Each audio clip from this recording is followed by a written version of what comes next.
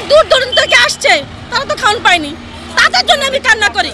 আপনি তো সেলসেলায় বেচতে যাই, ঠিক আছে, আমরা কেন পেটে বুক নিয়ে আমরা চলে যাইতে হচ্ছে? এটা কি কোনো কথা হলো? তুই ধৈর্য ধর।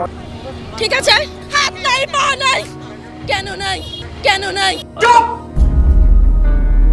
চুপ, হ্যাঁ, তুই ধৈর্য ধর। হাত নাই পা নাই, আমার দেশের বাড়ি নোয়াখালী।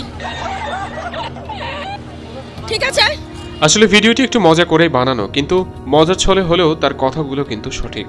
এমনটাই হচ্ছে সচরাচর। কোনো পক্ষপাতিত্ব না করে যদি সাধারণ জায়গা থেকে এই ভিডিওটি আমরা দেখি, তাহলে তার কথাগুলো কিন্তু সঠিক। কিন্তু তিনি একটু বেশিই আবেগের ছলে হয়তো উশৃঙ্খল কথা বলে ফেলেছে।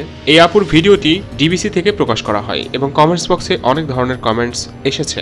যেমন একজন লিখেছেন, সকাল থেকে না খেয়ে আছে বলেই সে বেশি ক্ষুব্ধ হয়েছে। আসলে পুরো ব্যাপারটা হাস্যকর হলেও তার কষ্ট বুঝতে হলে তার অবস্থা অনুভব করতে হবে। আবার অনেকেই এই সাংবাদিককে ধন্যবাদ জানিয়েছে যে সাহসী সাংবাদিক, এমন ভিডিও আমরা আরো চাই। তো দর্শক, আপনার কাছে কি মনে হয় অবশ্যই কমেন্টস করে জানাতে ভুলবেন না। আমাদের সাথে নতুন হলে চ্যানেলটি সাবস্ক্রাইব করে বেল আইকনটি ক্লিক করার অনুরোধ রইল। ধন্যবাদ।